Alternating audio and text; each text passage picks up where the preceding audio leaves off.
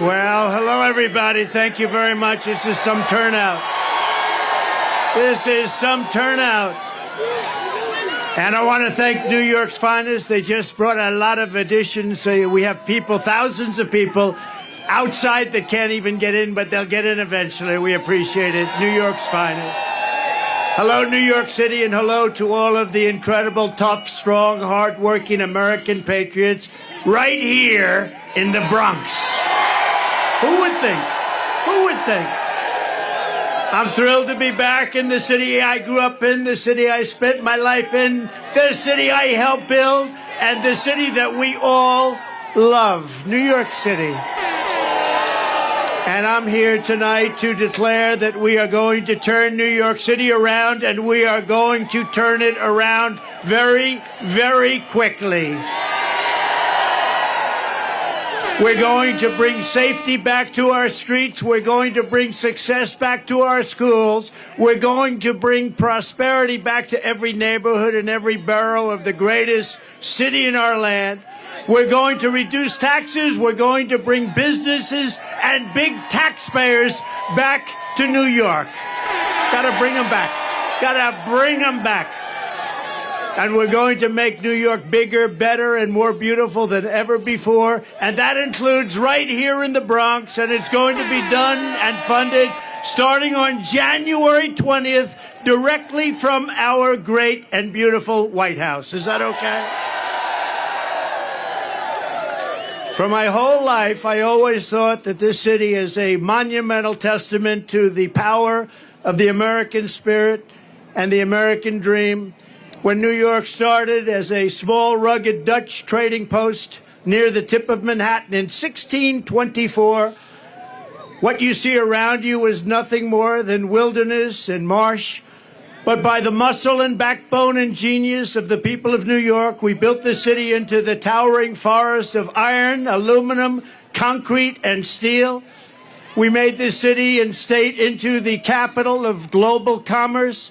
We turned our hometown into the bustling center of a confident, glamorous American culture, and we inspired the entire world. We inspired the world.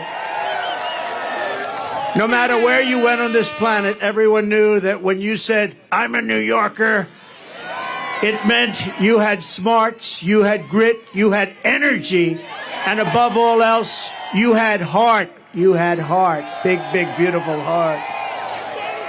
Everybody wanted to be here. New York was where you came to make it big. You want to make it big, you had to be in New York. But sadly, this is now a city in decline. Throughout my life, I've seen New York through good times and bad, through boom times and crime waves, through market crashes and terrorist attacks. But I've never seen it quite like this. We have filthy encampments of drugged-out homeless people living in our places that we've spent so much time with children where they used to play. We have lunatics killing innocent bystanders by pushing them onto the railroad tracks for sport. Our it's a sad thing. Don't worry, it gets positive. Don't worry. It gets so positive. Remember, we're going to win. We're all winners. We're going to win so big, we're going to make it bigger and better than ever before. Remember that. So don't worry. By the time the other 6,000 or 7,000 people get in, it'll be very positive. Our subways are squalid and unsafe. The ceiling tiles are falling down, and they look worse than a third world country. The medians of our highways are crumbling. Our sidewalks are littered with garbage, bottles, and trash.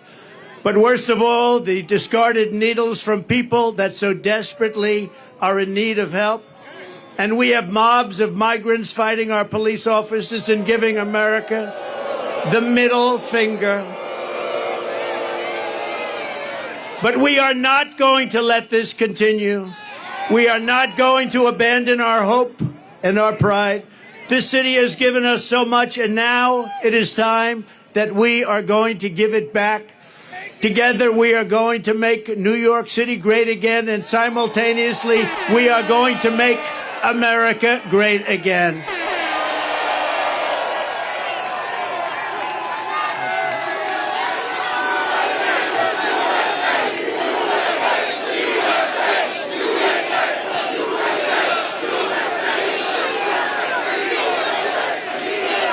Thank you. I have come tonight to talk about solving problems. The simple fact is Joe Biden is not getting the job done for the Bronx. He's not getting the job done for New York, and he's not getting the job done for America. He is incompetent, ladies and gentlemen. He is grossly incompetent. I will get the job done as I did for 4 years, and I will get it done fast. And remember this, if a New Yorker can't save this country, no one can. No one can. Get me the snake, please. The snake.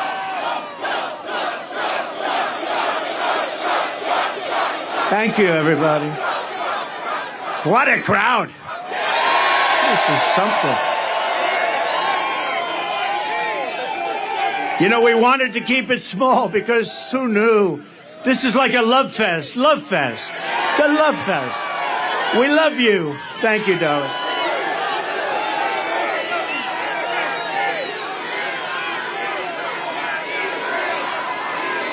Thank you. Wow.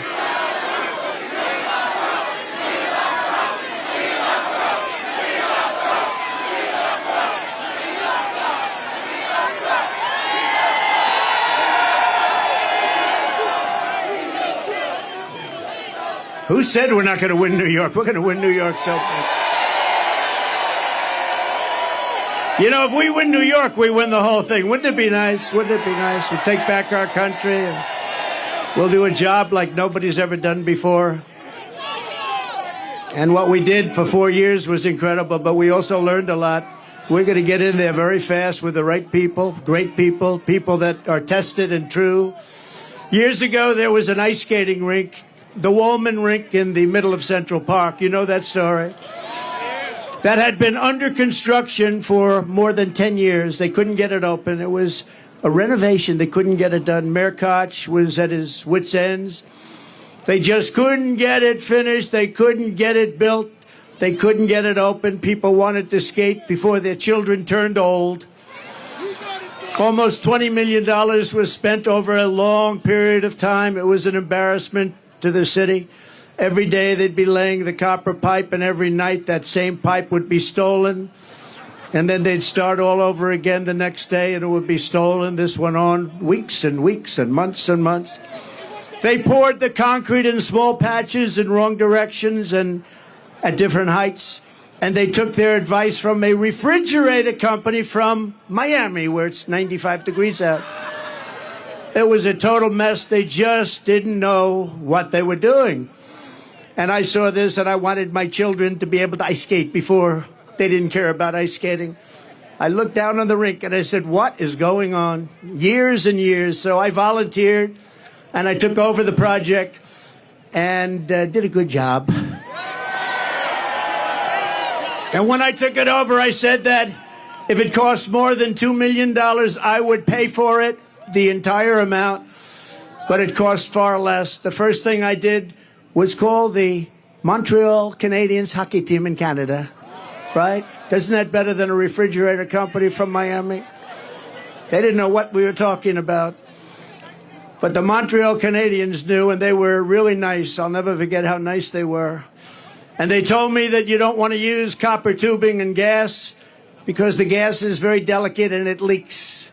It's very fragile. It just doesn't work. You want to use rubber hose. I said, I like that. That's a lot cheaper. Water and salt. The salt makes it so the water doesn't freeze. It's called brine. And you're going to put that under the concrete. You're going to pour the concrete over the top. It's going to be great. It's going to work. Not going to leak. It's cheaper, faster, and it works all the time. And when we opened, there were no leaks. There were no problems whatsoever. Anyway, I started the project, laid the rubber hose, mixed the water and the salt, beautifully together. I was down there when they were doing it. I said, you got to do it right. And covered the entire rink with concrete in 4, literally, you had to see this scene, concrete trucks operated by the Teamsters. Do we have any Teamsters here? Oh, you got to make sure that O'Brien, he's a good man. He endorses Trump. I think he's going to, actually. But the Teamsters, it stretched all the way. You had trucks stretching all the way from the Woolman Rink, which was, let's say, at 60th Street, all the way back to Harlem. One contiguous pour. It was a day and a half of pouring concrete. One contiguous, a giant surface. As you know, the rink was completed in just 3 months for far less than the $2 million projected. The biggest expense was actually the demolition. That is the demolishing of everything that was built so incorrectly, so badly over a 10-year period. The biggest cost was demolition, taking it all down and starting all over. We opened with a ceremony with all Olympic gold medal winners, including the great Peggy Fleming, Dorothy Hamill, Scott Hamilton, and all of the others. Every one of them was there. It was a beautiful night, beautiful weather. I'll never forget the evening. It was one of the most beautiful. My parents were there. Now they're looking down on us. They say, wow, that's my son. Can you imagine? That's my son. Can you imagine? He's being tried in a court with a crooked judge. Can you believe this? Can you believe it? And highly conflicted judge at that. But everybody was there, and it was really something to behold. It was an incredible experience, and one of the great experiences of my life in New York. We opened it. It's been successful, and successful ever since. What a great, great experience. It was beautiful. And, you know, a lot of it's common sense. You'd like to say the Republican Party is the party of common sense. You don't go to Miami when you want to make ice. You go to Canada when you want to make ice, right? Or you could go right down the road in the Bronx to Ferry Point, right? Everybody know about Ferry Point. It was another disaster, a development where the city had spent over 29 years, almost $300 million trying to develop it into a luxury golf resort, anything. They'll take anything. They were spending money. You know, trucks were going here, dumping, getting filled up, moving it here, dumping, getting filled up with the same stuff. This went on for years, back and forth, the same stuff. They were feather bedding. They were doing lots of bad things. But really, they didn't know how to get it done. They had no idea how much money they were spending. And when asked how much they spent, they said, we just don't know. That's been going on for years, decades. They were unable to do it. And at the time, the mayor, Michael Bloomberg, said, no, it's all right. It's okay. Now, Michael Bloomberg was the mayor, and he called me. He said, I have to get this done before I finish my term. It was very important to him. He was embarrassed by it. Everybody was embarrassed. It was Mayor Koch. It went through a lot of different mayors. Almost 30 years, remember that. And he said, in all fairness, he said, I want to get this done, and you're the one that can do it. You're the only one that can do it. And I said, and I will do it. I will get it done. And we got it done before he finished his term, which was great. But there were no other bidders to my knowledge, and I took over the project, spending only my money to build it. And I called all of the contractors together. These were tough people. These were tough, hard people. Many of you are probably contractors on that site. Come to that. And I said, look, fellas, you guys have made a fortune on this thing for years and years against the city. It's time we get together and build it. Let's get it built. Let's do it right. And let's get the hell out of here. We owe it to the city. And they worked so hard. The roughest, toughest contractors in New York. They had spirit like you've never seen before. And it was magnificently designed by the great Jack Nicklaus, who told me, I don't want to make any more money. They paid me enough. Everybody get paid a fortune. Jack said, I don't want money. I just want to see it get built for the people of New York. And that's what we did. But everybody, just like Jack, they said very similar things. These guys were rough and tough, and they made a lot of money, but you'd think they'd want to make more, but they didn't. They just wanted to get it built. And in just a little more than a year, so this was going on for 30 years, including, think of it, just a magnificent thing to watch. You had to watch these people working, just the opposite of what took place for the first 29 years. But we had a magnificent world-class golf course that many of you have played now, and it's rated as one of the best public courses in the country. And then a short while later, we built a beautiful clubhouse, one of the prettiest I've seen, built it, completed. The project was absolutely beautiful. It opened to great fanfare and great success. And do you want to hear the end result, though? Should I? Should I go off teleprompter and tell you the end result? You think Biden goes off teleprompter? I don't think so. He's no good on teleprompter. No, but okay, so I did this beautiful job. And then we had a dispute over January 6th. We had a dispute. And they said, January 6th, we want to terminate his agreement with the city, had a long-term agreement with the city. And they sent me a notice of termination. I said, wait a minute. I just spent $25 million building it, built this magnificent clubhouse. It's in full operation. It took you 29 years. You were spending hundreds of millions of dollars. You couldn't get it done. And the neighborhood came to court totally for me. The Bronx neighborhood. It's in the Bronx. It's on the East River in the Bronx. And we went to court. The city sued to break my agreement that they had just made. And I had done such a great job for them. And it was accolades everywhere. Golf Magazine, all of the big magazines were saying, what a great job. They terminated my agreement. And I went to court.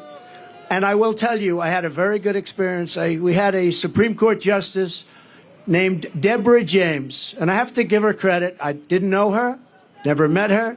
Deborah James, a African-American woman who came to my defense. We explained it, and the city explained it. They said, we want to terminate it. They had no reason. And we said what we just said. And she looked at them, and she said, in effect, how dare you? This man came in. He put up his own money. He did an incredible job. You were building it for 29 years. How dare you ask for this to be terminated? How unfair is that? Deborah James, a great Supreme Court justice. That's all I can tell you. And we won the case. But it's not easy doing business in New York, I'll tell you. Not easy. So I just appreciated that. I had to tell that story. And as you know, then I renovated Grand Central Terminal. I built the Grand Hyatt Hotel on 42nd Street and Park Avenue. And as part of that, I renovated the beautiful Grand Central Terminal, did a really good job of that. And then I was very much responsible for the construction of the Jacob Javits Convention Center, where Hillary Clinton was going to have her big evening. That was not good. Remember? We had the glass ceiling. You know, we built glass ceiling. She said, we're going to break the glass ceiling. It didn't work out.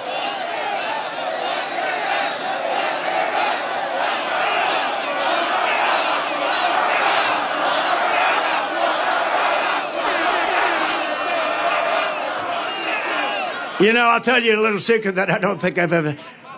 I hated the concept. I said we have to get on with our country. We have to win against Russia. We have to win against China and North Korea, all the different countries we're at loggerheads with. But as long as you have a smart president, you're going to win those battles. We're winning all those battles, even with the fake Russia scam, which made it harder. But you hated that. And then you see what they want to do to us, to me, to us. And they come along... and they don't mind because Joe Biden is the worst president in the history of our country, has no sense, doesn't know what he's doing, grossly incompetent, and our country is going to hell, but we're going to turn it around. We're going to turn it around fast. Because above all else, and I say this and I believe this on New York, is you are different. You do know that. You know that when I called for this rally, we said...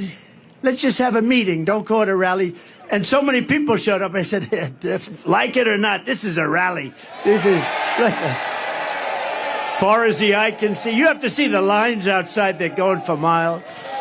But when we saw it and we saw the love, because I called up this morning, do the people like me or do they hate me? They said, they don't like you, sir. They love you. I said, good, thank you. So I appreciate it. And I love you, too. But above all else,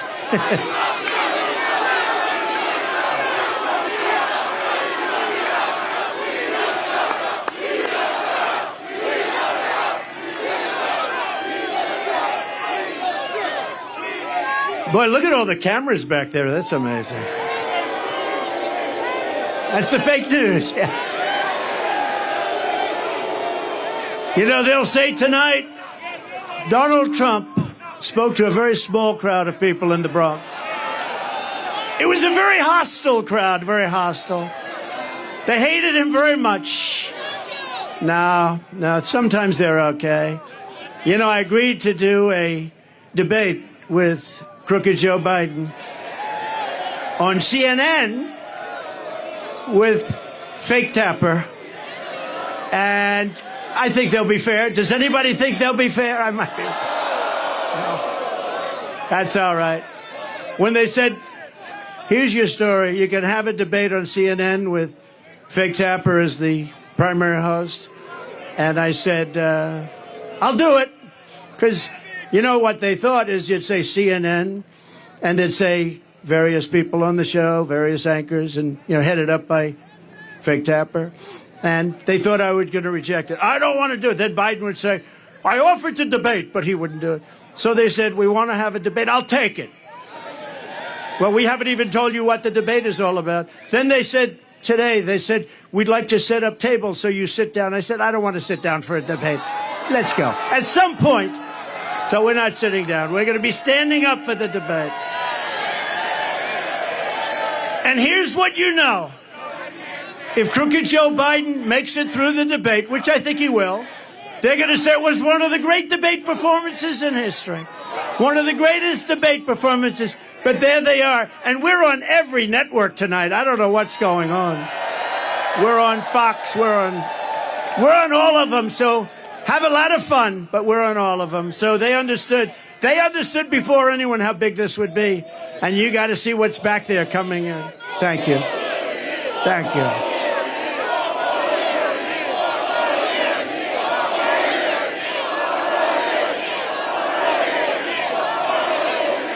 But above all, New Yorkers have something called common sense. And we do have common sense. An old-fashioned American common sense is exactly what I intend to bring back to the White House, just like we had for 4 years. You know, we had 4 of the greatest years in the history of our country. We rebuilt the military. We cut taxes. The biggest tax cut in history. The biggest regulation cut in history. We defeated ISIS. We defeated ISIS. And we did it in about 1/100th the time. They said it would take 4 to 5 years. It took me like 2 months, right? Because we have an incredible military and we're not allowed to show. They had Afghanistan, the worst pullout, the most embarrassing day in the history of our country. It's probably the reason, a piece of it, why Russia went into Ukraine. They said, these people are incompetent. We'll go in. So Russia going into Ukraine would have never happened. None of this stuff that you see would have happened. Israel would have never happened, the attack on October 7th. And you wouldn't have had inflation. As soon as I get back into the Oval Office, I am going to pick up the phone and I'm going to call your mayor and your governor and I'm going to say, this is President Trump and I want to come back and help. Look, you have a Democrat governor, you have a Democrat mayor, and we are going to work with them and we're going to get this state and this city at a level that it's never seen before, frankly. I think we can do that, too. We're going to be helping them a lot. Much more than anybody would expect. It doesn't matter whether they're Democrats or Republicans because this is about our city and our country, and it's really about the people. And in this case, the people of New York City, New York State. We're going to make you very, very happy. And Biden can't do it. He doesn't know he's alive. You know, see all the stairs here? Stair, 2 of them behind me, 1 in the middle. When he's finished with his 2.5 minute, you know, do you ever watch a speech? They last for about 1.5 minutes. When he's finished with his speech, he can never find the stairs. He can never find the stairs. And when he does, it's not a pretty picture either. Thank goodness for Secret Service. They come up and they guide him off. No, this is not what we need. When you see President Xi of China, when you see Kim Jong-un of North Korea, when you see Putin, and you see all of these people, they're at the top of their game, whether you like it or not, and they can't believe that this has happened to the United States. We have lost respect all over the world. We were the most respected country in the world 4 years ago. We were respected more than our country was ever respected 4 years ago. And now we're being laughed at. We're like a joke. And that's not going to happen. That's not going to happen. We're going to do whatever it takes to fix our roads, bridges, and highways. We're going to take back our parks, not just for children, but for everybody. We're going to renovate New York's subway system so it no longer looks like it hasn't been cleaned since 1932, but rather it will be the most beautiful transit system anywhere in the world. I don't know if you know it. It's by far the biggest infrastructure, subway infrastructure in the world, and we're going to make it by far the biggest, and now we're going to make it by far the best. We're going to make it beautiful again. And a lot of it is topical. You know, the expensive work people don't understand because they're not in construction. It's topical work. It's topical. It's built. The expensive, the hard, the labor, the money, the big stuff is done. We're going to make it beautiful. We're going to make it good. And most importantly, we're going to let New York's finest do its job. The transit cops do their job. We're going to make it safe. Most importantly. And importantly for the people that are before me today, we are going to make life in New York affordable again. It's gotten totally out of control. The minute crooked Joe Biden shuffles out the door, I will rapidly rebuild the greatest economy in the history of the world. Look, we had the greatest economy in history. Everybody here, where you have a small business or if you had a job, you were getting more than you ever made. And we had no inflation. We had no 1.4%, considered none, considered better than none, because frankly, none in its own way is a bad thing also. We had a perfect number, 1.4%. It doesn't matter whether you're black or brown or white or whatever the hell color you are. It doesn't matter. We are all Americans, and we're going to pull together as Americans.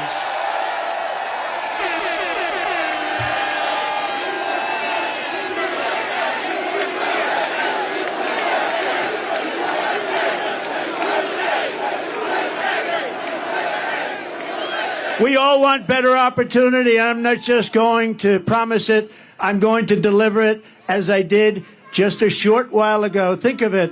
You know, when I went down to Washington, I was only there 17 times. I never stayed over. I didn't know that society.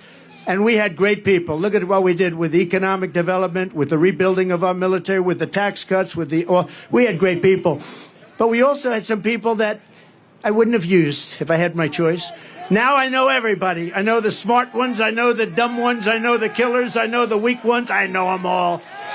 And you're going to see. But everyone was better off. We had the greatest economy in history. Everybody was better off under a man named President Donald J. Trump. Have you ever heard of him? Have you heard of him? We had gasoline down to $1.87 a gallon, and actually times when it was much lower than that. We had a record low poverty rate for black Americans and Hispanic Americans. We had the best poverty rate in terms of the positive number ever in our history for black Americans and Hispanic Americans. We lifted 6.6 million people out of poverty. Nothing like that has ever happened in our country. And the real middle class income rose over $6,000 a year. Think of that. Under Biden, it's a disaster. Real middle-class income has fallen over $2,000 a year. That's a lot. That's a difference of $8,000. Real earnings for African Americans are down 5.6%. African Americans are getting slaughtered. Hispanic Americans are getting slaughtered. And these millions and millions of people that are coming into our country, the biggest impact and the biggest negative impact is against our black population and our Hispanic population, who are losing their jobs, losing their housing, losing everything they can lose. They're the ones that are affected most by what's happening. Not only the fact that you've lost the use of your schools, your parks, and your hospitals. Joe Biden's inflation. Do they have that? Do they have it?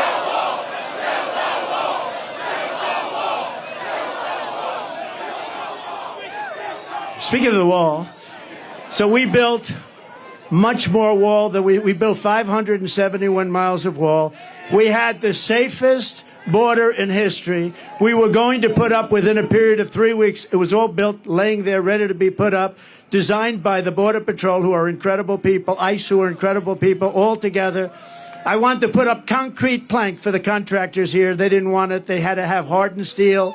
They wanted 6,000, 7,000-pound concrete. They wanted rebar in the middle. They wanted different materials, harder to cut.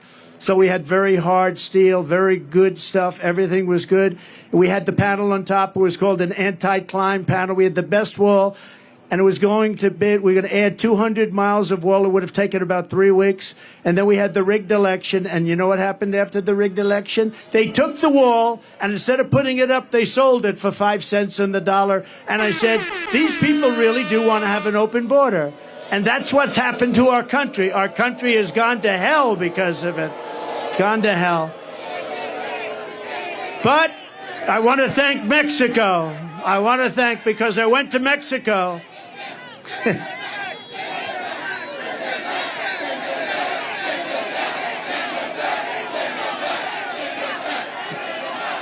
We really have no choice. He said, send him back. There's a chance, send him back. Nobody wants to send anybody back, but you have no choice. This is not sustainable by any country, right? This is not sustainable. But we had Mexico, and we went to Mexico, and I said to the president of Mexico, good man, by the way, a very good guy, happens to be a socialist, but these are minor details. I said to him, Mr. President, we need you to give us 28,000 soldiers to guard the wall. He said, well, how much would you pay for that? I said, nothing. I'm not paying anything. You're sending them in. They're coming in caravans. You have to do it. And he smiled and he laughed. He thought it was funny. He thought it was like, I was kidding. I said, no. They're coming in through Mexico. We need 28,000 soldiers, free of charge. And he said, Donald, I cannot do that. I said, here's what you do. I don't want to embarrass you, so I'm not going to negotiate with you. Send me a negotiator. Give me a top negotiator. I want to see him. And he came to the White House, a very handsome man, dressed in one of the most beautiful suits I've ever seen. In fact, I was going to ask him, who is your tailor? I'd like to buy one of those suits, but I didn't think it was appropriate to start the negotiation that way. And I said, you know that you're going to give us 28,000 soldiers, don't you? No, we are not going to. We will never do that. I said, of course you're going to. 100%. He said, we're not going to. He said, no way. I said, way. You're going to give it. He said, 100%. And you're also going to have a new policy. It's called Remain in Mexico. Nobody can come into our country until they're free. And then you're going to have catch and release into Mexico. You know, we have catch and release into our country. Even if they're criminals, we catch them, we check them, we see they're a criminal, we release them, we say, come back 5 years later, you'll have a court case. Nobody ever comes back. So I said to the State Department, and a wonderful woman, but a bad negotiator, I said to the State Department, give me a top 10 list. Give me your top 10 things. I said to ICE and Border Patrol, give me a top 10. They gave me a top 10 list. And a lot of it had to do with all of the horrible disease that pours through. People that have highly contagious diseases are coming into our country at levels that we've never seen before. So many other things. And they gave me a top 10 list, but they laughed. They said, sir, they'll never do. We've been trying to get this stuff for 25 years. I said, if I were a betting man, I would bet you any amount of money. You'll have it very quickly. So this man comes in. I said, we want a policy, remain in Mexico, Tijuana. Hundreds of probably the fastest growing city in the world for a period of a year. That place was loaded up with people. They weren't allowed into our country. And we had already built a lot of the wall, a tremendous amount, 571 miles. Without that, we couldn't have ever done this. And he said that we're not going to do it, sir. I said, you are going to do it. He said, we're not. I said, here's the story. I'm not going to mess around with you. I have to go. I have a very important meeting, much more important than this. I said, here's the story. You're either going to do it. It's Friday evening. Or on Monday morning at 7 o'clock in the morning, we are going to put a 25% tariff on everything that Mexico sends into our country. And then 1 month later, if you don't do it, we're going to put a 50%. Then we're going to go 75. And because I'm a nice person, we're going to stop at a 100% tariff. And and I had it literally written. I'm saying, should I sign it or not? Am I going to waste the ink or not? Because I'll sign it right now. On Monday morning at 7 o'clock, you're going to pay up to $100 tariff. He said, sir, I'd like to make a phone call. I said, I wonder who you're going to call. Let me guess. You're going to call the president. He comes back 3 minutes later. Sir, it would be our great honor to give you 28,000 soldiers free of charge. It would be our great honor to have a policy of remain in Mexico. Anyway, we got all 10 things. It took about like 10 minutes. It was not. And now the other day, did you see? Mexico said to crooked Joe Biden, we want $20 billion a year just for the privilege of negotiating with you. We want you to pay us. Did you see that? It was a little article. You hardly. There's a slight difference, would you say? He would have never asked that. He would have never asked it. So he said they want 20 billion. 20 billion, not 20 million's a lot. They want 20 with a B, $20 billion a year just for the privilege of negotiating with Mexico. And you would never get the things that they gave up. Remain in Mexico. They gave up catch and release in Mexico. They gave up they gave up everything. They gave up everything. They did. They did give up the Constitution. Joe Biden, his inflation has cost the average New York household a staggering $24,000. Think of that. Because the costs have gone up so much. Bacon has gone. I don't eat bacon anymore. It's too expensive. It's true. It's gone up like 4 times. I said, what's with? Look at the Biden price hikes, very runaway inflation, the likes of which I don't think we've ever seen like it. And they're costing average New York families $1,000. The inflation, the Biden inflation tax, because it's a tax. On day one, we're going to throw out Bidenomics. They're going to replace it with Maganomics, like your hats. Maganomics.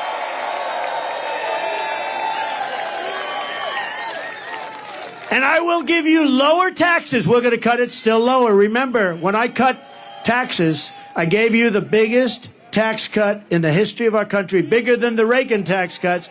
And you know what?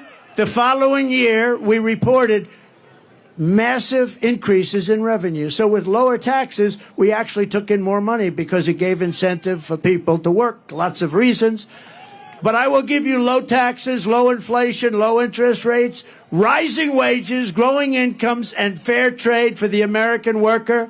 And we will make energy affordable again by saying, drill, baby, drill. Drill, baby, drill. Your energy costs will come down within the first year by 50%. That's not bad. That's a hell of a promise. And it will, too. We can drop that so quickly. Remember, it was his stupid energy policies that caused the inflation. Now, it's more than energy. Now everything's like on fire. The whole place is a mess.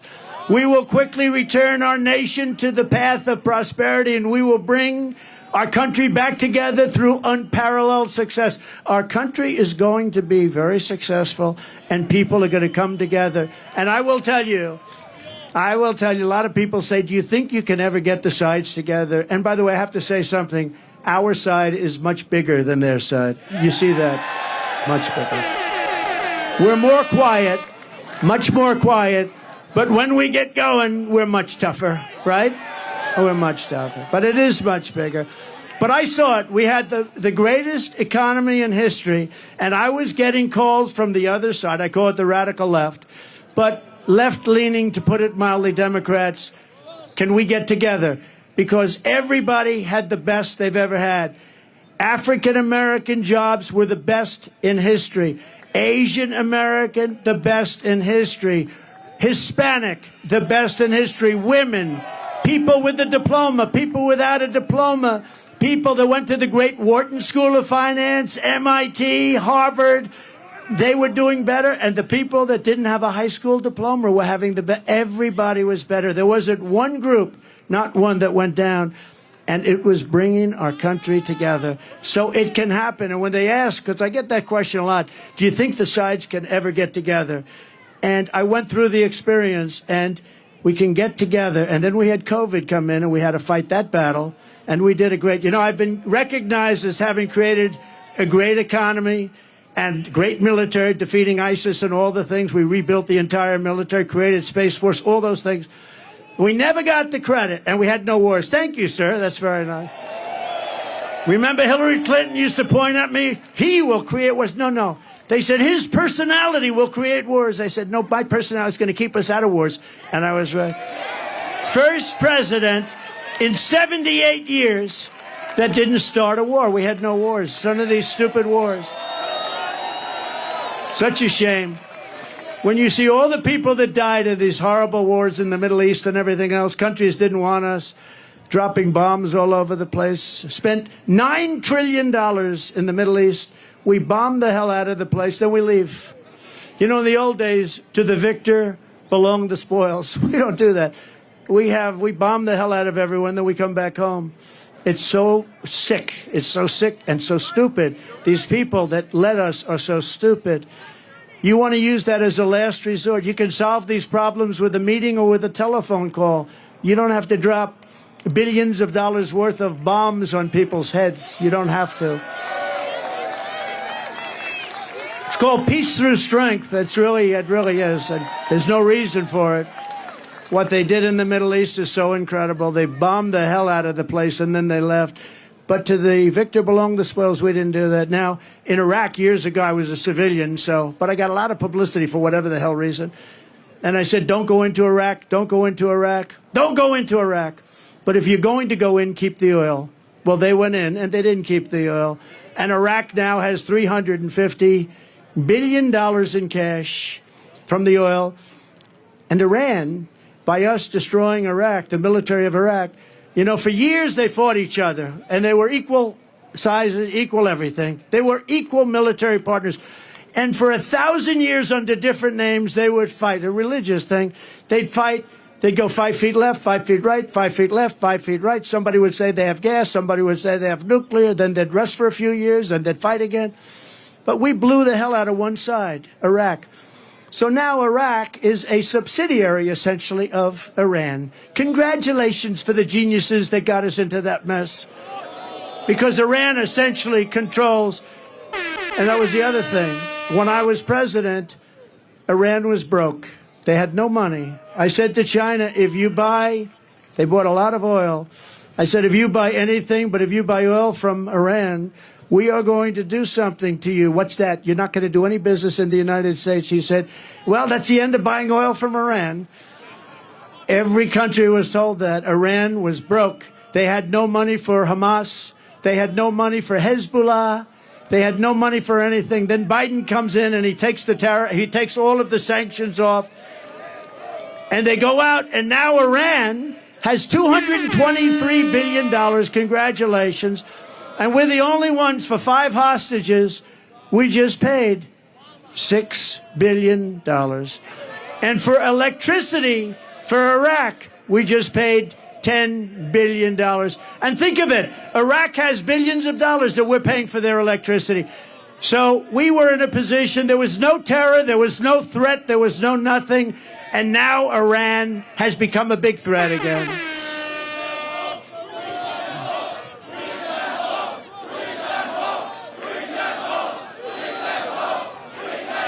And I tell you, I see a lot of flags from right out of Israel, right? That's right out of Israel. But remember, I said it a month ago, and it's a terrible thing to say, but I believe it. Many of the hostages that you're waiting for, and everybody's waiting for, those hostages, many of them are dead. Many of them are dead. And it's a horrible thing. It's a horrible thing, but many of those hostages are dead. And that's why when you see these negotiations where Hamas is like not getting back, they're saying, man, we could make a good deal, but these people are no longer alive. When I saw the way they were treated, when I saw they were thrown into the cars and how horribly they were treated, there's no way that those hostages, and some will be alive, but many of those hostages are dead. It's a very serious, horrible thing. It would have never happened if the election weren't rigged. It would have never happened if I were your president. They would have never done it. Because we have so many young people here today, I want to talk about, just for a moment, about success. Do you remember I used to give talks on success before politics? Okay, that's enough. We're going to do it. I know you're on our side, but it's enough. We're going to get them home. It's a rough situation. But remember, we used to give talks on success for the learning addicts and for others. And I used to do that before politics, and maybe it's one of the reasons I went in. But because, well, bringing our city back, it starts with getting the right leadership. It also involves men and women just like you. But I talk a lot about success, and I get paid money to talk about success. I would have done it for nothing. But then because of politics, and if you take a look, because of politics, I stopped doing that. But I think we're in the Bronx. We have young people, people that aspire to success. And I just wanted to know, I'm so tired of politics. Can we devote 6 minutes to success? Okay. So, for all of you young people, I think it's, look, I've been through tremendous, I've had great success. I've had it in entertainment, I've had it in business, I've had it in politics. I ran for office. What office did you run for? President? How'd you do? I won. Actually, I won twice. We did much better the second time, so. We got millions more votes the second time. But it doesn't compare to this time. There is so much more. We had tremendous enthusiasm when I don't call her Crooked Hillary anymore. I call her Beautiful Hillary because I took crooked and used it for Joe. I don't like using it for two people. But we had tremendous enthusiasm in 2016. We had unbelievable more enthusiasm in 2020 because we did such a good job. In fact, one of the big problems in 2016 was the wall. It was the border. I fixed it so good that I couldn't talk about it in 2020. I kept saying to my people, I want to talk about the wall. I want to talk about the great job I did on immigration. I stopped people from coming in. They said, sir, nobody cares. You already fixed it. I said, this is a terrible thing. You fix it and you can't talk about it. But let's talk about, for the young people, just to listen for a couple of minutes, because we've been talking about politics so long, I'm OD'd. You know what that means? I'm OD'd on politics. I'm OD'd on Trump. I turn on the television, Trump, Trump, Trump, Trump, all different stories, Trump. They're driving us crazy. So I believe in the expression. Did you ever hear this expression? The harder you work, the luckier you get. You know who said that? A great golfer named Gary Player. He was smaller than other golfers, but he worked harder than other golfers. And he ended up with the most career wins of any golfer. He ended up with 9 majors. And, he was small in stature, but big right up here. But he made that say, it was the first time I ever heard about it. He said, it's a funny thing happens. The harder I work, the luckier I get. That was an athlete saying that. Amazing, right? It's the first time I heard it. Probably been said by others, but it's true. I can tell you, if you didn't work really hard, there is very little chance that I would be standing here right now. Another part of success is something I learned from my father. I had a wonderful father, wonderful parents. I'm lucky. You got to be lucky. Got to get great parents. If you're going to spend your life working really hard, you have to love it. You have to pick something that you really enjoy. Sometimes your parents will say, don't do that. But you got a little bit, in that case, you got to follow your own way. You got to love it. Ideally, you're going to love something where there's a potential, because there are some things you love, but it's not going to do you so good. So ideally, fall in love with something that's good. Some people go into a business where it's a very hard business. If you can go into business, that's an easier business and do well. But I see it all the time. Somebody has every ingredient for success, smart, brilliant, everything's good. But they're in a business where you hit your head on the wall. It's a very tough business. Try finding something where it's a great business with a great future, and there are plenty of them out there. My father taught me about construction. But what I really learned from him was that he worked 7 days a week because he really loved to do it. I mean, he would work on Sunday. He'd go to church in the morning, and then he'd go and work. And I know some people that don't believe in working on Sunday. You couldn't keep him away from work. But he loved working, and he was happy. He was married for a long time. That's one thing I'm not going to top him on. He was married. He was married for a long time, decades and decades. I said, Pop, I'm not going to beat you on that one. Never going to beat you. But because his work made him happy, but he was happy when he worked, and he was successful, and he knew what he was doing. He'd build a house on one side of the street. Somebody else would build a house on the other side of the street. and he'd build his house faster, better, cheaper, and he'd sell it for less money.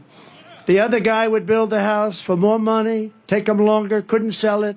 My father would go buy the house for less money than it cost him to build the first one, and he'd sell it.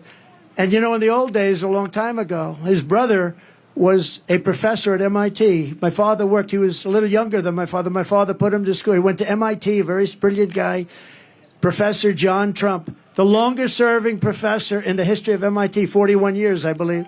Dr. John Trump. My father used to tell me I used to go crazy. Your uncle was always getting degrees. I had to keep building for your uncle to get him through college. He was always up there getting degrees. But he was at MIT for 41 years, a brilliant guy. He used to talk to me about nuclear because he was a nuclear genius, along with a genius about everything else. And he used to say that someday there'll be a time when a small package carried by hand can blow up an entire city. And I said, no way, Uncle John, that's never going to happen, Uncle John. Guess what? He was right a long time ago that he said it. But my father would price a house. And I'd say, how did you price in those days, Dad? He said, pricing was everything. He said, I'd sell a house for $3,999.99. And that 1 penny made the difference between selling it and not. 1 penny. If I made it $4,000, I wouldn't sell. But psychologically, $3,999.99. And he sold houses. And guys wouldn't sell them. But he used to tell me that 1 penny, sounds crazy, but it wasn't crazy. Psychologically, people thought they were buying it for $3,000, not $4,000. It's sort of like getting an 89 on a test in school or a 90. A 90's an A, and an 89, 1 point, is a B+. Another lesson: when times are tough, sometimes that's when you perform the best. You have to learn that about yourself. You have to learn it about yourself. Are you okay? Are you guys okay? Oh, okay. Take your time. Yeah.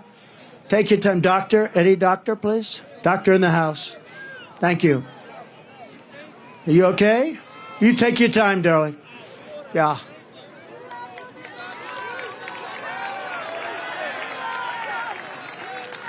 Yeah.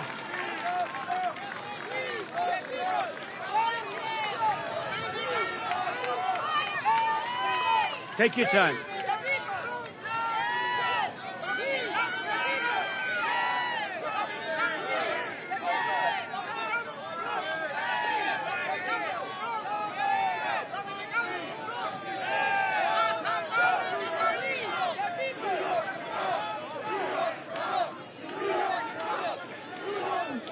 Take your time, Doc. We have time. Some people waited here for 2 days. It's tough. It's tough. Thank you. Plenty of time. That's good.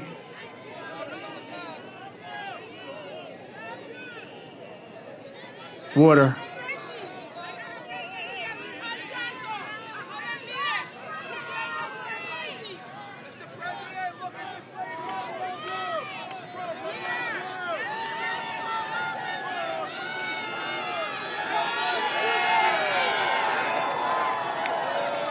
She all right? She okay?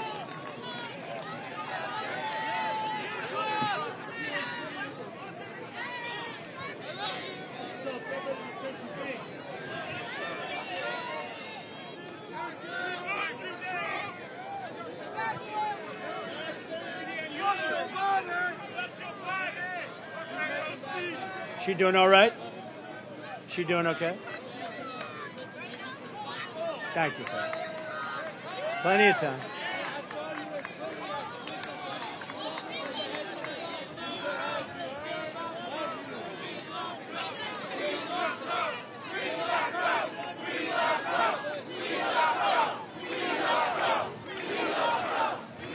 Okay?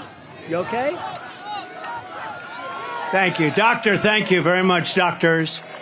Got a lot of doctors in the house. Thank you very much. Thank you, darling. That's great. That's great. Great job. People do a fantastic job here. But it's hot, And it's been a long wait, right? Long wait.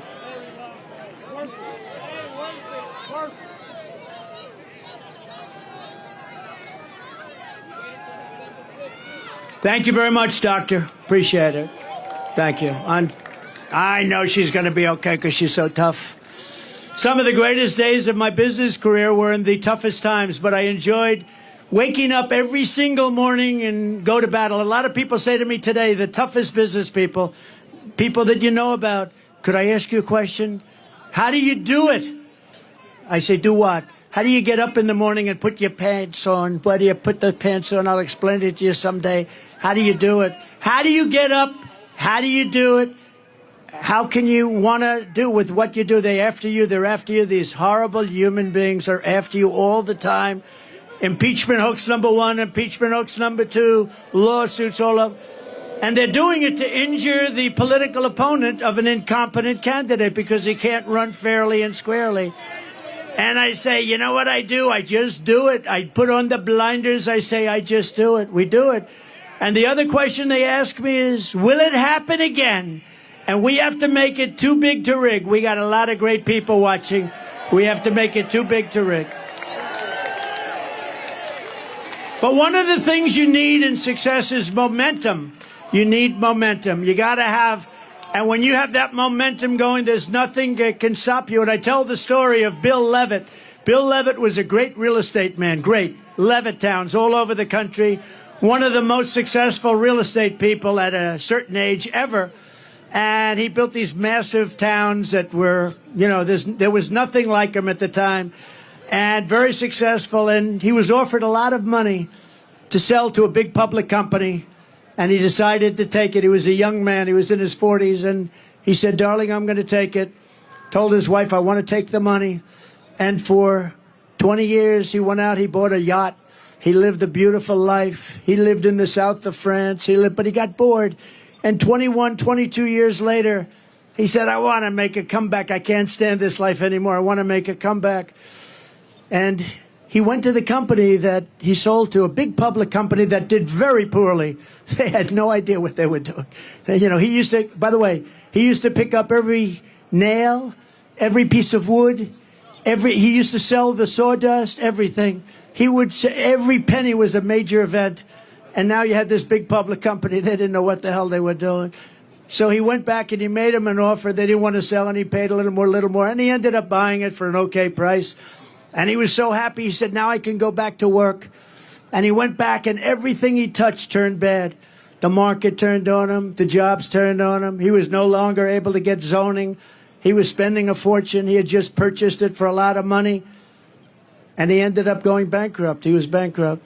And I was young when I met him, and I was at the party of a very big person, big public company person, and Bill Levitt was there, and I was in the real estate business, so I knew who he was, and you probably indirectly know who.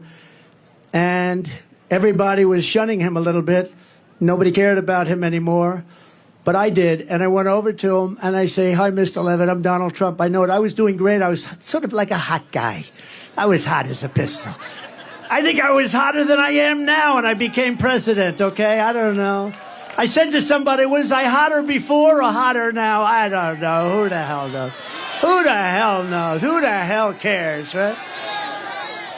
But he knew who I was, and I went up. I said, so, are you okay? And he said, I'm not really okay. I made a mistake that I'll never forget. And he was, by this time, a pretty old guy. And he was sitting in the corner of this magnificent Fifth Avenue apartment where there were 25 very successful people. But I wanted to talk to him. I wanted to find out what happened because he lost everything. Everybody knew it. It was very public. And I said, what happened exactly? What happened?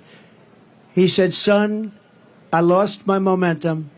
I had something going that couldn't be stopped, and I should have just stayed. I lost my momentum. And I've never forgotten the term. If you lose your momentum, you got to figure it out. But Bill Levitt lost his momentum, and he died penniless. And he was the biggest real estate person on the planet.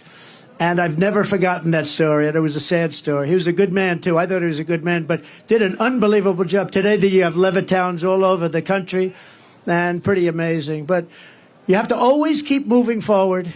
And when it's your time, you have to know it's your time. And I said to myself, in terms of politics, I said, you know what? We did so well in number one. We did even better in number two. I said, we got to do it again because we have to do it. Maybe I'm wrong. And I'm not doing it for myself. I'm doing it to make America great again. You know, if I didn't think we easily won, I would never do this. Because you know what? In many ways, it's easier. You have a winner, you have a loser. It's okay. I won once. It was a big upset, I guess. I don't know why it was an upset. Because I'd go and I'd have 50,000 people at a rally. She'd go and have 200 people. And then they say, why did I win Michigan? Why did I win Pennsylvania? Why did I win all these states that a Republican hadn't won in many years? Why? And by the way, we're up in Pennsylvania. We're up in Michigan. We're up in New Hampshire today. We're up in Florida at numbers that you wouldn't even believe. But I also think it's very important to know what you want. You have to set your sights high. Set your sights so high, higher than you ever thought possible, and make your goals big and go after it. That's why I say we won't just make New York a little better. I say we want to make New York a lot better, better than it ever was before, right? And finally, you have to take pride in your accomplishments. Do not take for granted what you've achieved. Forget it. It's over. It's good for your confidence, but it's over. Go forward. Think to the future, not to the past, but learn from the past. You know, wherever I go, I know that if I could build a skyscraper in Manhattan, I could do anything. It's very tough. Building a 68-story building on Fifth Avenue is hard. With all you have to deal with, I mean, you have unions, you have legal entanglements, property rights, zoning. You're dealing with the smartest and toughest contractors in the world. These are killers. Many of you are here today. Thank you very much. But by comparison, talking to world leaders, I believe, is easier. And I've done them both. Talking to a world leader, if you're smart, you know, you have the United States behind you. Now, the country's not the same, but it'll be better and stronger and bigger in a very short period of time. You know, we have so many different things we could discuss having to do with the Republican Party. But the biggest thing, I think, and I really mean this, and it's happening more and more, and I see it all the time, because really you have to be the party of common sense as opposed to the Democrat Party. It's a party of failure, extremism, and gross incompetence, and that's what it is. And they're going to destroy our country. But our country has faced down much harder challenges before and come back stronger than ever. That's why I so firmly believe that we can quickly make America a great and glorious nation again. When I take office, we are going to restore public safety and the rule of law in New York City. That starts with stopping the pouring into our country of millions and millions of illegal immigrants, which are causing a new category of violence called migrant crime. We have a migrant crime happening now. You add that to the crime already. A terrible statistic. Venezuela was a very crime-ridden country. They just announced a month ago, 67, but now they just announced 72% reduction in crime in Venezuela. In Caracas, they took their gang members, they took their drug dealers, they are emptying out their prisons. They're taking everybody that's a problem and they're dumping them into the United States of America. We're like a dumping ground. But many countries are doing that. I would say eventually all countries would be doing that. If I headed up Honduras, if I headed up any one of the countries that are neighboring or not neighboring, and we're not talking about just South America countries. We're talking about countries from Africa. The other day, 22, think of it, 22 people from the Congo. Where do you live? We came from jail. What did you do in jail? We don't want to tell you. They're now living happily. They come from Africa. They come from Asia. They come from all over the world. They come from the Middle East. Yemen. We're bombing Yemen. Here we go with the bombs again. We're bombing Yemen. And people are coming in from Yemen. Large numbers of people are coming in from China. And if you look at these people, did you see them? They are physically fit. They're 19 to 25. Almost everyone is a male. And they look like fighting age. I think they're building an army. They had 29,000 people over the last... I think they're building... They want to get us from within. I think they're building an army. This is not You know, it's interesting. Did you see them? They all have tents. They all have gas-fired stoves. I mean, this is not like an illegal immigrant. They're building something. They have something in mind. We're going to end all of that stuff. They respected your president. They respected our country. And we're not going to let we are not going to let these people come in and take our city away from us and take our country away from us. It's not going to happen.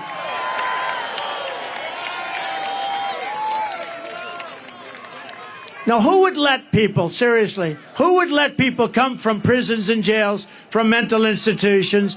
They cannot stay. We will immediately begin the largest criminal deportation operation in our country's history because this situation is sustainable by no country. No country can sustain this.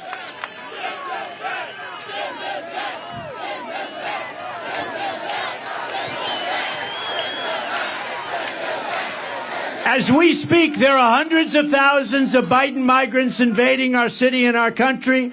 We no longer have border states like Texas and Arizona. All states, including New York, are your border state.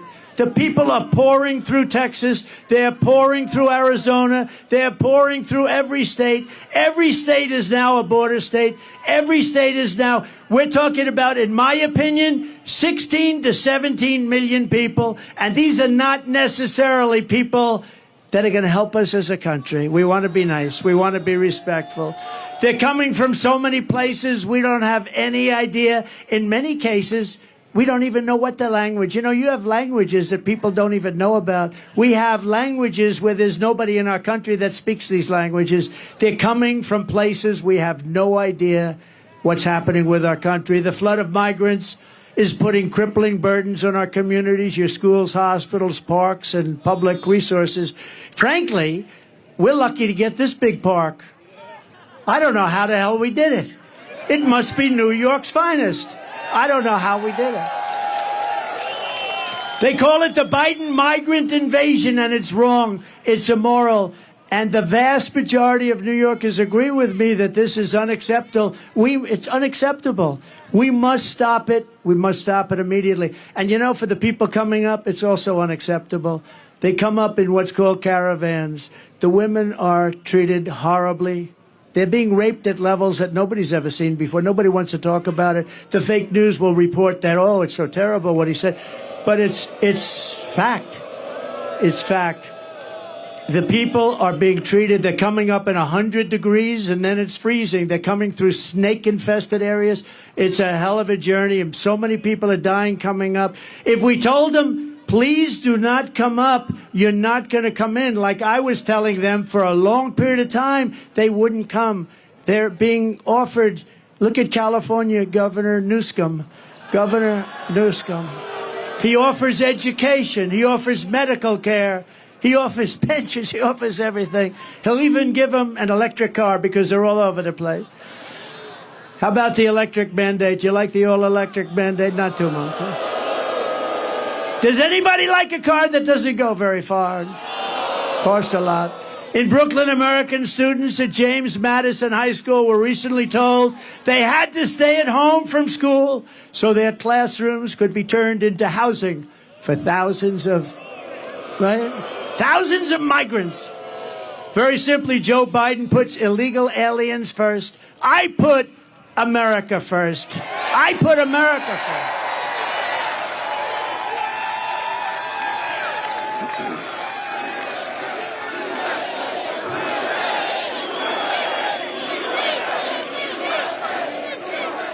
Would anybody, now this is up to you, has anybody heard the snake? Would anybody like to hear the snake? Because we can stay here all night, I don't care. Would you like to hear the snake? So it's a metaphor, it's an old song and it was redone. It didn't have anything to do with snakes or people or illegal immigration, but this has to do with illegal immigration. And I think it's very accurate, actually, and it's very sad. But I'll go and we'll do it, and some of you have heard it, and many of you haven't. But we're going to do it right now for the great people of the Bronx and elsewhere. We love the Bronx. We love the Bronx. Are you ready? On her work, and you know what? You know what this is all about, right? Did you know? You've heard this before? Have you heard it? We got the greatest people here. On her way to work one morning, down the path along the lake, a tender-hearted woman saw a poor half-frozen snake. His pretty colored skin had been all frosted with the dew. Poor thing, he said, I'll take you in, and I'll take care of you. Take me in, oh tender woman, take me in for heaven's sake. Take me in, oh tender woman, sighed the vicious snake. She wrapped him up all cozy in a comforter of silk and laid him by the fireside with some honey and some milk. She hurried home from work that night, and soon as she arrived, she found the pretty snake she'd taken in had been revived. Take me in, oh tender woman, take me in for heaven's sake. Take me in, oh tender woman, sighed the vicious snake. She clutched him to her bosom. You're so beautiful, she cried. But if I hadn't brought you in by now, you truly would have died. She stroked his pretty skin again and kissed and held him tight. But instead of saying thank you, ma'am, the snake gave her a vicious bite. Take me in, oh tender woman, take me in for heaven's sake. Take me in, oh tender woman, sighed the vicious snake. I saved you, cried the woman, and you've bitten me, but why? You know your bite is poisonous, and now I'm going to die. Shut up, silly woman, said the reptile with a grin. You knew damn well I was a snake before you took me in. Right? So when we allow people from prisons, when we allow people from insane asylums and mental institutions, which are being emptied out all over the world, you know, their prison populations are going way down. You know why? Because they're being dumped into the United States. When we are allowing terrorists at numbers that we've never seen before, remember the snake. Remember the snake. Because you're going to get bitten like you never got bitten before, and you need a new president, and you have to get rid of this person who is not a smart person, not a respected person, and doesn't have a clue what the hell is happening. So, that's the snake. Did you enjoy the snake? On day one, I will seal the border, and I will stop the invasion of our country. Very sadly, in recent years, we have also seen our city destroyed by bad, radical left, pro-crime policy that virtually everyone, Republican, Democrat, Independent, everyone, you all know it's a disaster. You know the names of these lunatic policies. No cash bail. Somebody kills somebody. Go out. No bail. Don't worry. Go out and kill a couple of more people. Defund our great police. Defund the police. Sanctuary cities. Release violent repeat offenders from jail. Joe Biden supports all of this insanity and much more, but millions of people across New York know it's crazy. There is no way when you watch this guy get off an airplane, he doesn't even have to talk. When he falls out of a helicopter, he's got 3 little stairs. It's not that hard. You got 2 railings. You don't fall out of helicopters. You don't fall upstairs. He falls up. He has more trouble going up than he does coming down. That's a little sick. But you're just not going to vote for him. You just not. We got to win. If we just win the state, it just puts it right. It's such a big state. It puts it to bed. You're going to have a president and people, but you're going to have a president that understands what we have to do. We have to be nice about it, but we have to do things. And we're going to be done. And the world is going to respect us again. We were never so respected as we were 4 years ago. President Xi of China, Putin, you know, Viktor Orban, did you ever hear of him? Prime Minister of Hungary, very tough guy, known as a strong man. Oh, they hate it when I talk about him because they say he's a strong man. Trump loves strong men. I don't know. I like weak men, actually. I like weak men. I'd much rather have a weak man than a strong man. But he is a strong man. And they asked him, why is it that the whole world is blowing up? He said, one simple reason, Trump is not president in the United States. He said, you put Trump back as president and the whole world is going to get better, because they were afraid of Trump. They couldn't figure Trump out. Trump was a rather difficult person, but he used the word afraid. I don't use it. I don't use the phrase. I use the word respect. They respected your president. They respected the United States of America. And they're going to do it again, and it's going to happen fast. But we have to get this absolute disaster. The worst president in history. He makes Jimmy Carter look like he had a brilliant administration. The only thing, the only happy person about Joe Biden is Jimmy Carter, because Jimmy looks brilliant by comparison. I also want to thank New York's finest. I grew up with them. I know them. I love them. I love our firemen. I love our teachers. These are incredible people, and we have to bring the word respect and honor back to them, right where it belongs. A few weeks ago, I visited with a grieving family, New York police officer Jonathan Diller. What a beautiful family. He was a beautiful person. He was 31 years old, gunned down during a traffic stop by a vicious thug, and just horrible, leaving his beautiful young wife behind, a son, Ryan, behind, 1-year-old son. And it was the saddest day. It was a horrible thing. Opened the door and just started shooting him. The criminal charge was savagely murdering Officer Dillon, was previously arrested by the NYPD 21 times. And he was allowed to go out because of the political things they do here. I'm the only one they want to keep. If I ever said, I want no bail, they'd say, you got to pay a fortune. If I ever say, oh, no cash bail, that sounds good, that sounds good. Oh, it doesn't apply to Trump. I'm the only one it doesn't apply to, probably. And the accomplice driving the car had been arrested 14 times and was actually a far more violent person. And his nickname was Killer. They called him Killer. These dangerous and violent repeat offenders should never have been on our streets. Jonathan should be alive today, but they were released again and again and again. I will not sit by and accept this reckless insanity when I am in the White House. I will stand up to the Marxist DAs and Soros prosecutors, and we will tell them no more. We're not going to stand for it. We will not let them destroy our communities. We will not let them destroy our country. There's a 53% increase in felony assaults on your subways. 53%. That's in a short period of time. Since 2019, murders are up more than 20%. Shootings are up more than 30%. I'm going to indemnify all police officers and law enforcement officials throughout the United States to protect them from being destroyed by the radical left for taking strong actions on crime. And remember, Black, Hispanic, Asian people need this protection and safety more than anyone else. Don't ever forget it. And after years of talk by the radical left Democrats, we are going to give them the protection they need, and we're going to protect our police. We're going to make sure they do a great job. They can do it very quickly. They know who the bad guys are. They know everything about them. They know their name. They know their middle initial. We're going to insist that if a violent criminal murders a police officer, they receive the death penalty. It's going to be quick.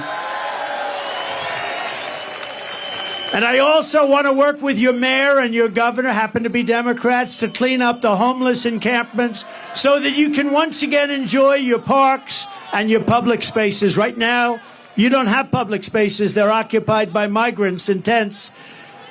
Pleasures as simple as a walk in the park or watching your children again play in a Little League game will come roaring back, and they're going to come back very quickly. Your lifestyle and the American dream will be with you once again, and we're going to bring it back, the American dream. You don't have an American dream right now.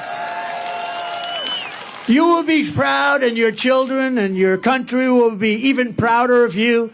Years ago, people with severe mental illness were in mental institutions, and then a certain governor, I won't mention the name because at this point, what difference? They dumped all of them into the streets because they said those institutions were too expensive to run. So now they live on our streets, and that's what we have. This is no good for anybody. It's bad for the people who need help, and it's bad for the people of our city, and it's a horrible, horrible way to live. I want to work in partnership with your local leaders, Democrats, pretty much all, and move the severely mentally ill off your streets and back into a place where they can get help and the help that they desperately need. I want to recognize, by the way, a few very special people. You have some really great people here, and I'm sorry I can't mention all. We have congressmen all over the place, but I just can't mention you today. You're never going to speak to me, but would anybody like to hear these congressmen's names? But But I do have to mention a few people. We're truly honored to be joined by a man who is a Democrat and a former member of the New York City Council, and he's been a friend of mine, and he helped me very much with the Ferry Point project and getting it working and did a really good job. Ruben Diaz Sr. Come on up, Ruben. Good.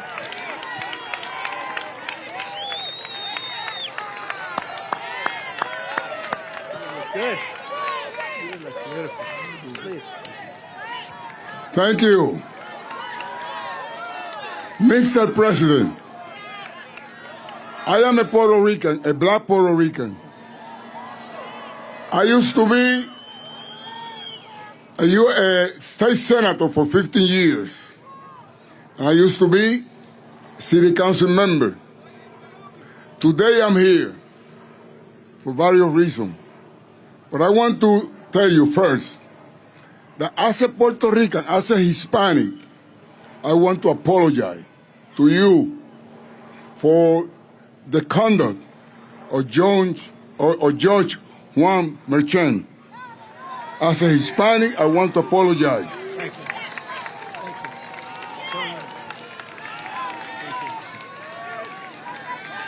you. He's been used. He has been used to destroy you. But we know better than that. We know better than that. As a minister, president of the New York Hispanic Clergy Organization, I want to tell AOC,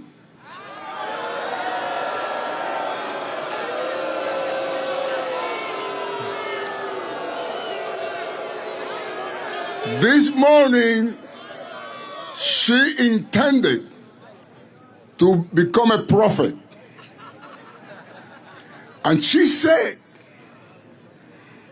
even God doesn't want Trump in the Bronx because it's going to rain. Madam Prophet AOC, you have become a false prophet.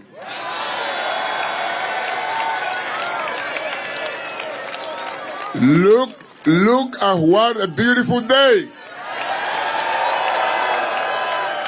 That means that not only you guys want Trump in the Bronx, because if we're going to measure that for the weather, then I would say humbly that even God wants you in the Bronx.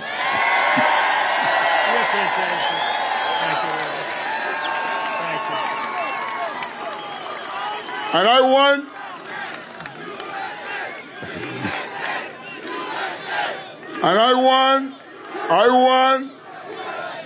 to close by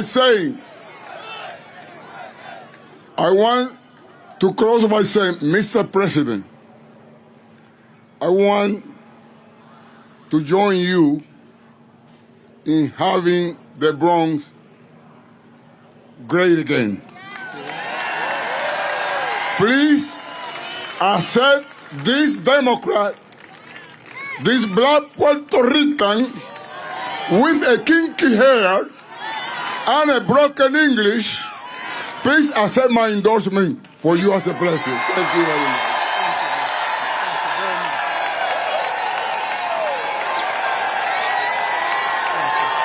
Beautiful job. Thank you.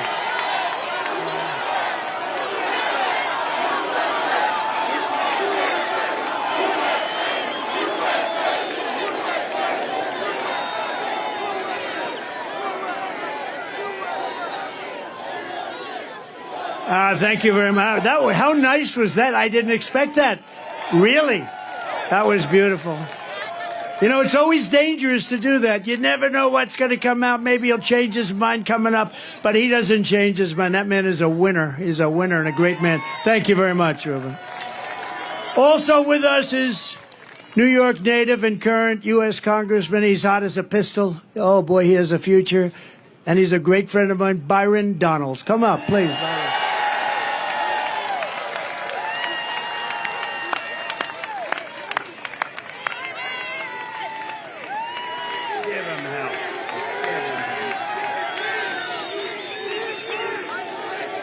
Wow.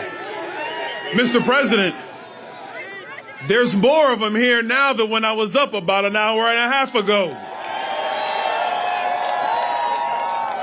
If there's one thing we know, is that this man was one of the best presidents this country has ever had.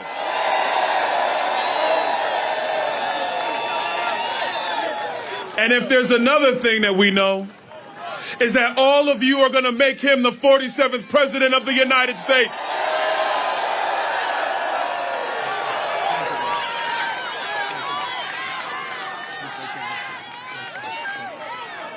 Thank you, Byron. Great. What a good future.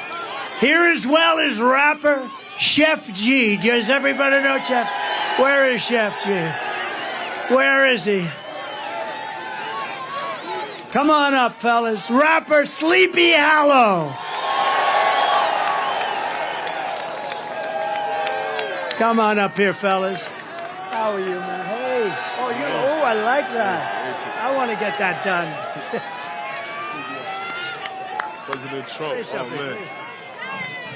One thing I want to say. One thing I want to say. They always gonna whisper your accomplishments and shout your failures. Trump gonna shout the wins for all of us.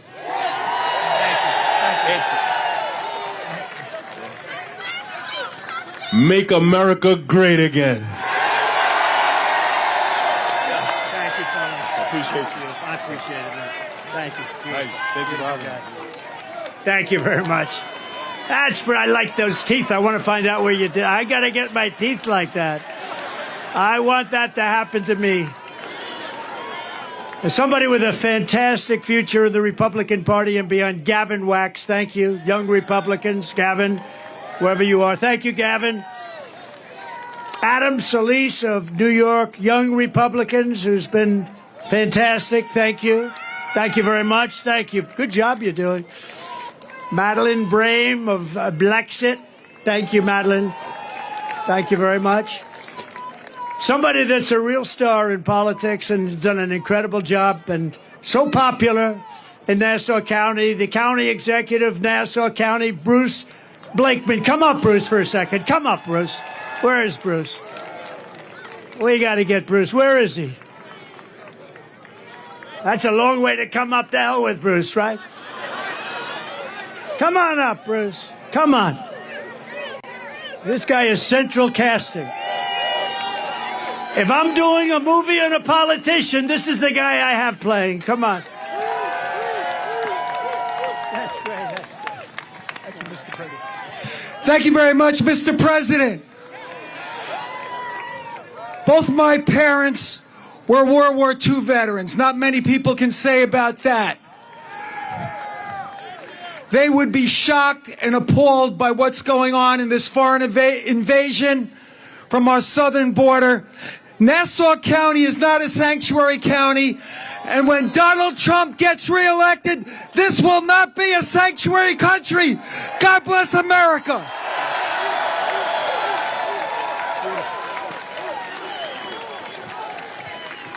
Good man, good man.